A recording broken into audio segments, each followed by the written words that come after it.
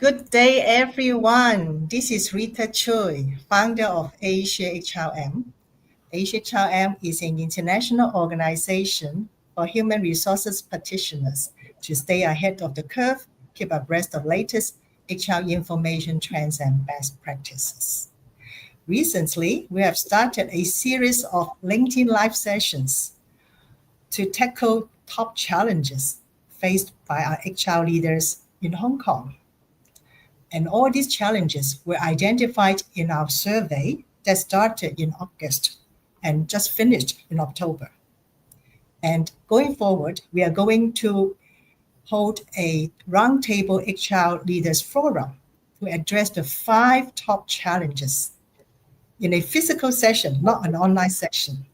And we are going to invite all the HR leaders to co-create the solutions for us so that we will include all these co-created solutions in the report. All of you are welcome to join us if you are physically in Hong Kong.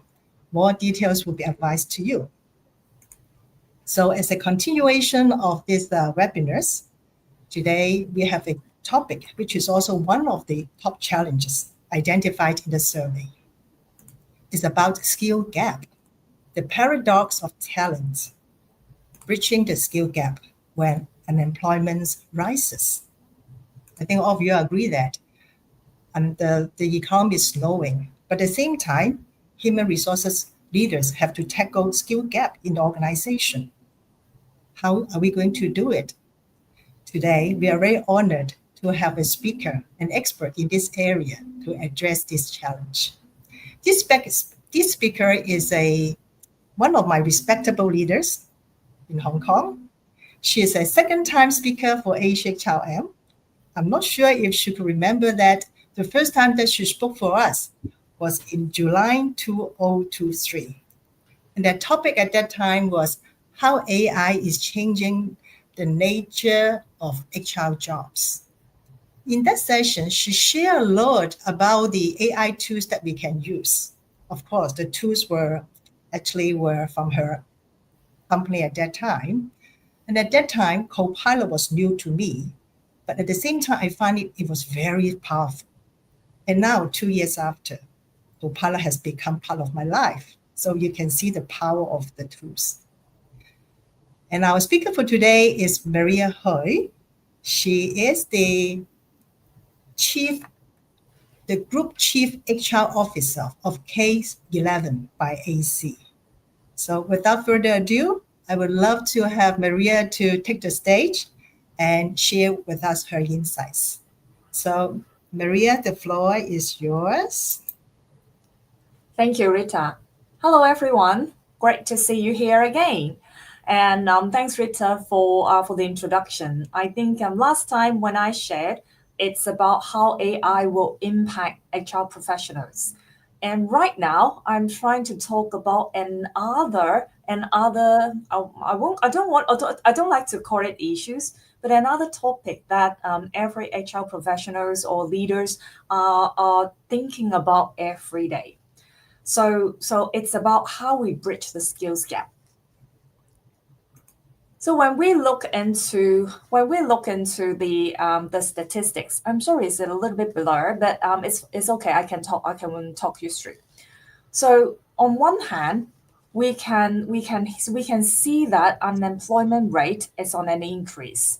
Whenever you open up the newspaper sites, whenever you look into any of the statistics, that no matter in Hong Kong, in China, in Japan, in South Korea, or in the Europe side, everywhere we can record an increase in unemployment rate or the underemployment rate in 2025.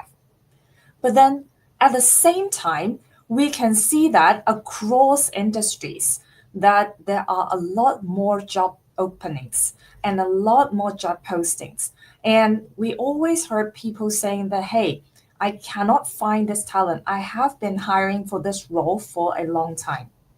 So what's actually going on? What's the issue actually?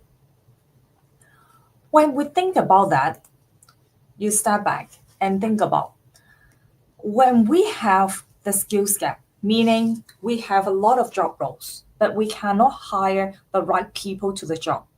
But at the same time, we do have a lot of people out there, their skill set cannot really fit into our organization.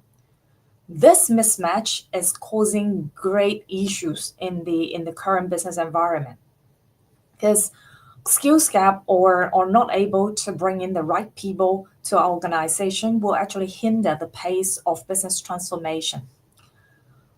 Think about every business. We have to expand our geographical presence. We cannot stay in Hong Kong alone. We in the past we used to expand to the Greater China. And a lot of business also expand to Southeast Asia or even globally.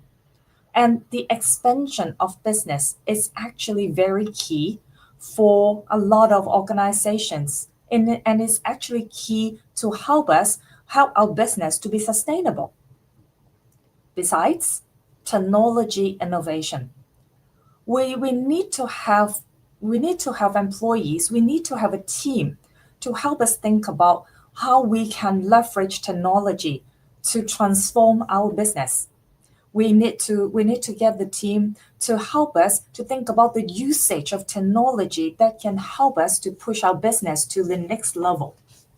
So if we don't have the team, if we don't have the right team there, we won't be able to expand geographically. We won't be able to help our business to be more efficient, leveraging technology. And not to say we want to invent some new business models to help us. The traditional way of doing business has been profitable, but think about, will that continue? We need to always think about how we can co-create, how we can invent a new business model, allowing us to join in or allowing us to invent a new business to help people. Just like currency. In the past, no one would think about having a digital currency. But now, I'm sure a lot of you may have already got the experience of investing in the digital currency.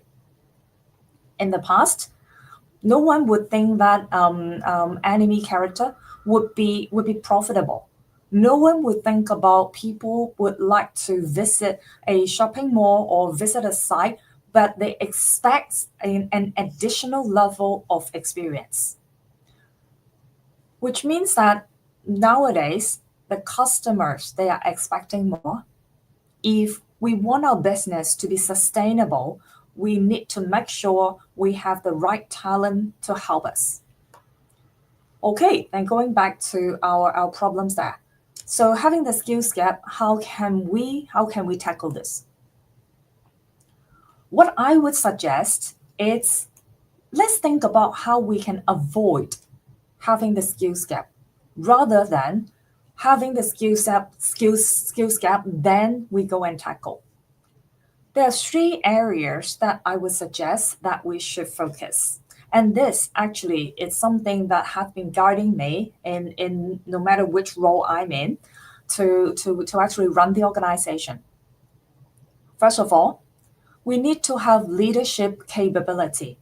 We need to have capable leaders in the organization to allow us to provide the clarity for the organization to understand how we can shape the organization, which business we should go after, and what is our KPI, what's the measurement. This is the clarity the team will need. And the great leader can also work hand in hand with HR professionals to think of putting the right people on the right job at the right time, with them providing the guidance and actually having the ownership of the overall organization. This is super important. Besides leadership capability, it's also very important to have the engagement with the employees. Think about employees with potential. They will be able to be all in for your business. Not only that they can do well in their current job role, but they will be more willing to learn and excel and step into a new type of business and think about the innovation. Without a good environment, there won't be innovation. Here touched on the culture. If the culture in your organization is top down, meaning everything is driven from the management and employees, they're just responsible for executing, then I'm sorry, I'm sure you will have a huge skills gap very soon, if not already having that. There won't be any innovation if employees are not willing to speak up. Doesn't really matter whether they got the experience or not. Everyone will have their thoughts. That's the reason why we want to drive diversity and inclusion. We want to make sure that everyone can have their comments, have their ideas being heard and understood. This is how we can drive innovation. With employees being given a community, they will got the sense of belonging. With that, they will be able to join teams and then work on some new tasks together. This can actually generate the sense of satisfaction for them as well.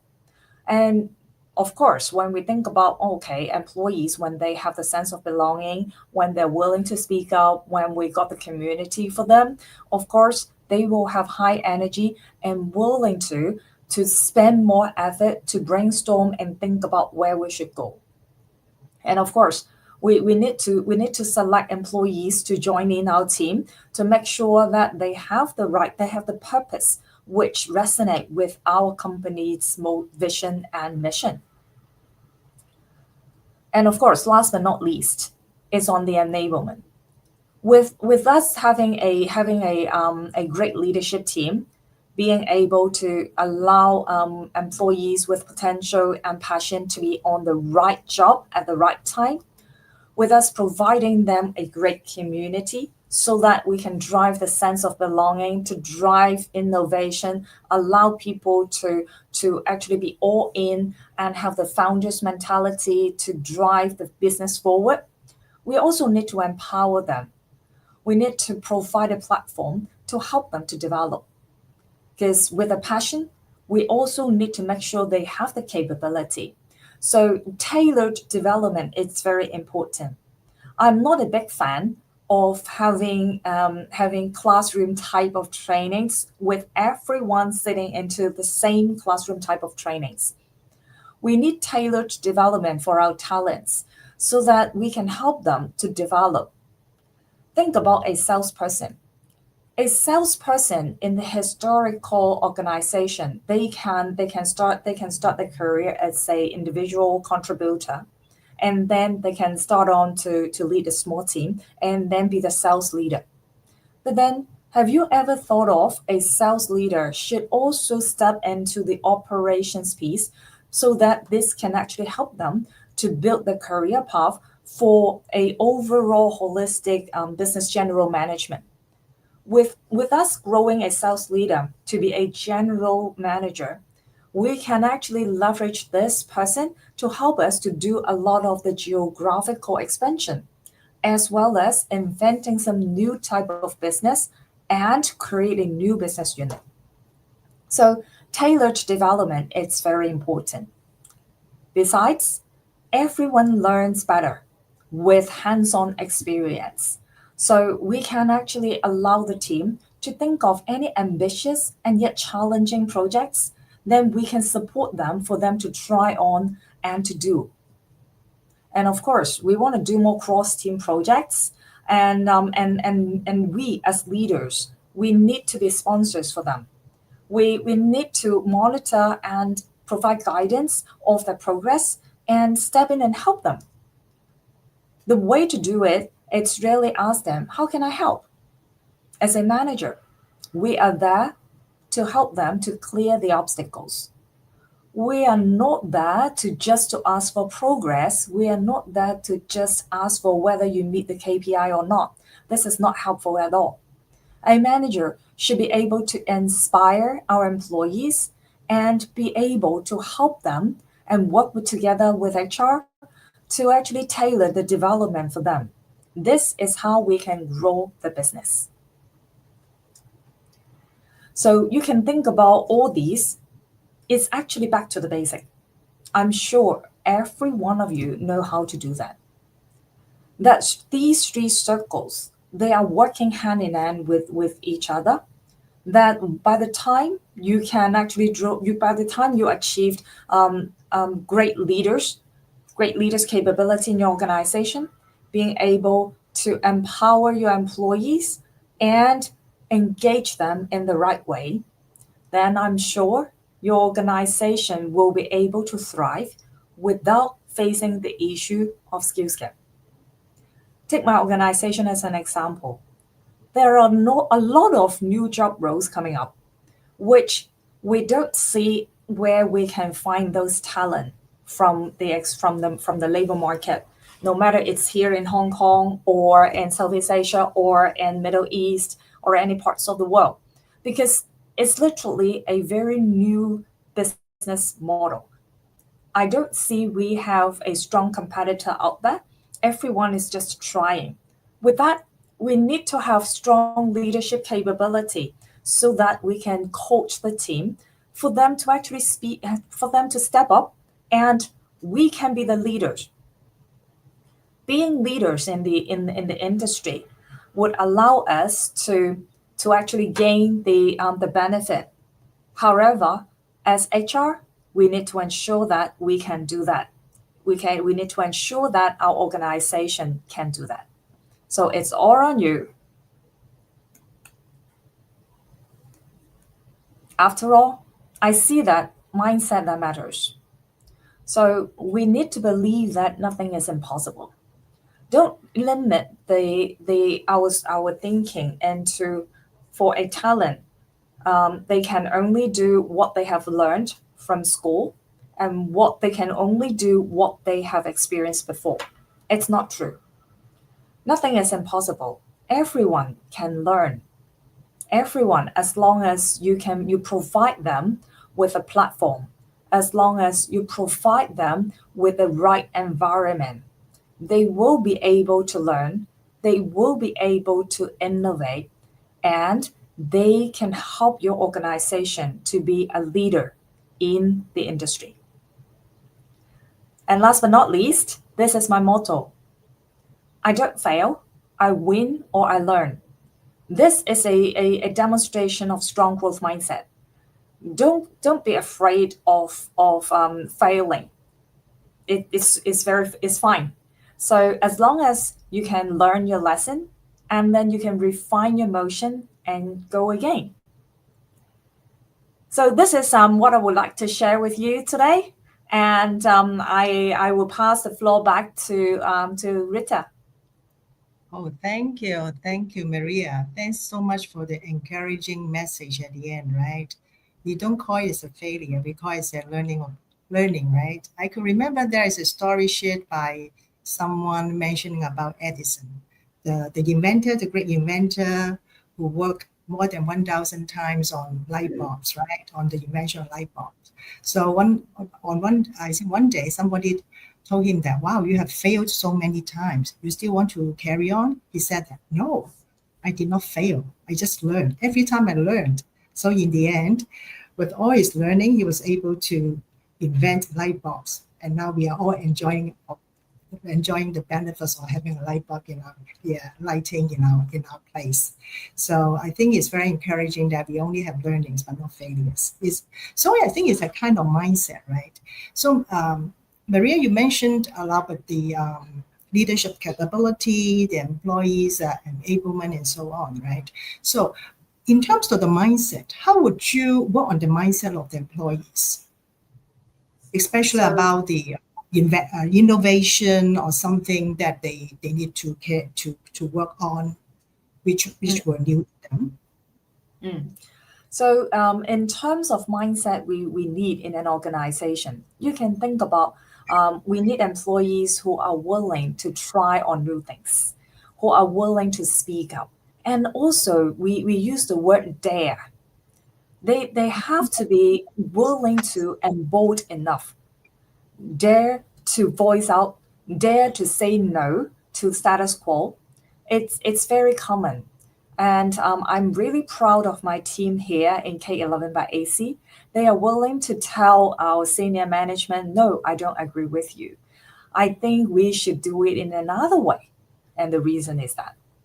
So this is the great culture allowing us to actually progress really quickly. And we can have agility in our organization, as well as we can have a lot of innovative thoughts. So this is really the mindset and culture we as HR professionals, we must inject in our organization. Wow, very nice. I'm very happy that your current organization has such kind of culture, which is inducive to new ideas and also innovation. And earlier you also mentioned that if the leader is autocratic, so you don't expect anything innovative, okay? So Mm, if we do have our bosses who are quite conservative, it's mm. not as innovate, it's not as open-minded as what we expected. What would as an HR professional, but we also want to move a little bit forward on this innovation. What would be your advice to us? Okay. So first of all, as HR professional, we need to make sure that you understand your role. Your role is an advisor to our leaders. You need to step up and advise the leader, tell them that, hey, this type of micromanagement or this type of top-down approach won't work. What you with your coaching, then the leaders will be able to recognize what they should do and how they should adjust themselves. So coaching it's very important. I'm sure a lot of organizations have been providing coaching for the senior executives. This is the reason why it is so important because we won't be able to see our own blind spots. Somehow, we need an advisor to tell us anything we can do differently to help the team.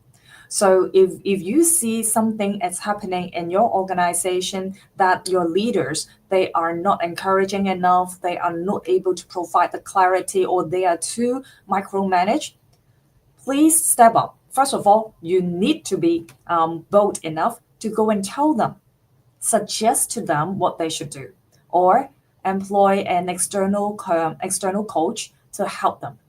This will be very beneficial to your organization's development.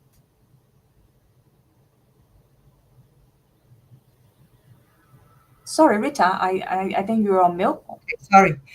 Wow, spot on. Because I'm a great advocate of coaching. I love coaching because I can see the power of coaching, especially nowadays for Gen Z, right? They don't want people to tell them what to do or how Mm, to do. They wanted to think of their own ideas. So this is exactly what Gen Z wants. Okay, so Maria, if that's the case, then can you give us some examples, right, on how like coaching I know is powerful, but a lot of people also wanted to see the ROI, right? So can mm, you tell some of the examples that could show the ROI of coaching so that the bosses would be more convinced that, oh, coaching is something that they should consider? okay. So first of all, coaching, it's not being done with a magic wand. So things will not just come immediately after the coaching session. So coaching is a process that we need to get the leaders and the leaders manager to get involved heavily, I would say, with the external coach, so that we can actually help the leaders to first see the blind spot, to understand which are the areas that they should focus on doing, and then come up with a development plan themselves with the external coach. And then with the development plan, because it's all from the leaders himself, that he will be able to know whether these actions it's doable from his perspective, and whether these actions are actually tying back to his business KPI. So with that, then the leaders will be able, when you give them 3 to 6 months, he can gradually change his behavior, gradually change the way he work with the team. Then this is the way how he can actually improve in some of his blind spots, and that will definitely contribute to the overall business success. It may not be coming into as a numbers. However, You can look into the team's retention rate. You can look into the team's satisfaction, whether your employees are happier than before, whether they are able to be more innovative, whether they are happier than before. So just like our company, we are saying that we would like to bring a journey of imagination and happiness to the community. So employees are those closest to our mind. So we must first bring happiness to them. And this is what we have been doing. And of course, I would say that we do have some blind spot. And great that my HR team here is reminding our leaders and also reminding me also any of the blind spots that they may see. So as HR professional, I would strongly encourage you to step up and speak up.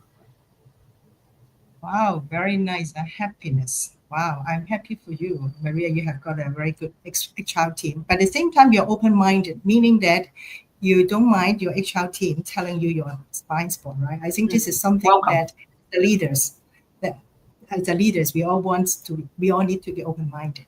Earlier, you mentioned about inclusiveness, right? When you Mm. talk about the employee enablement, can you give us some tips on how to build inclusive workforce? Okay. So inclusiveness, when people think about normally will relate to when someone voice out something, we let them finish. It's Mm, somehow when I talk to a lot of different people, they would think that if I let other finish their ideas, finish telling us their ideas, this means inclusive. It's not. Inclusive actually refers to whether you can have the ideas being heard and understood.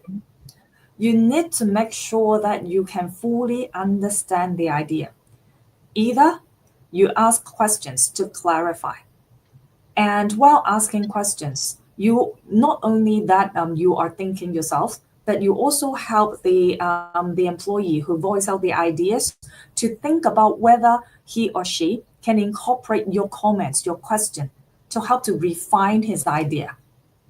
So I would see that this is really the inclusiveness. And secondly, very often when we have a meeting in the meeting room, a lot of people joining, they would like to sit at the back and actually not talking anything. We when we drive the inclusiveness in the organization, somehow I would always ask, if you don't have any ideas, if you don't have any comments, why are you here? Don't waste your time. If you join a meeting, please speak up and voice out. Okay, but speak up doesn't mean that you will say I agree. Full stop. That's not the way to speak up. That's you need to share your thoughts and actually in your job role, how would you orchestrate? What are the things that you would do, or what are the things that you will change because we have such a decision, or we when you heard someone's comments like that? That's how we incorporate ideas into everyone's working plan, and that's also how we actually collaborate with each other for the company to actually be able to move forward and to invent new things. wow, very nice, very nice. So we are getting close to the end of the session. So Maria, do you have any closing remarks for us? Mm. So first of all, going back to our topic today for skills gap, don't try to hire from external all the time. You do have all the great talents in house. Think Mm, about how you can engage them and how you can help them to grow together with your organization. This should be the way to go. And this can help you to avoid having skills gap. wow, very encouraging, right? Don't look outside. Look at our current workforce, how to engage them. Wow, very nice, very nice. Okay, thank you, Maria, for your Mm. great insights and a lot of nuggets of wisdom.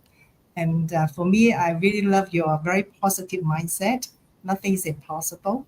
We don't fail, we only learn. Very nice, very nice. Thank you so much. So we next Wednesday we'll continue with our webinar.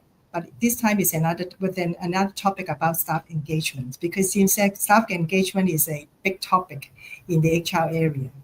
And this speaker is going to share some stories about an international payment company. So I'm sure that you will enjoy a lot of stories from her. Of course, we also enjoyed the session from Maria today. Thank you so much, and enjoy the rest of the week. Thank you so much, and see you Thank next week. you. Bye. See you. Thanks. Bye-bye.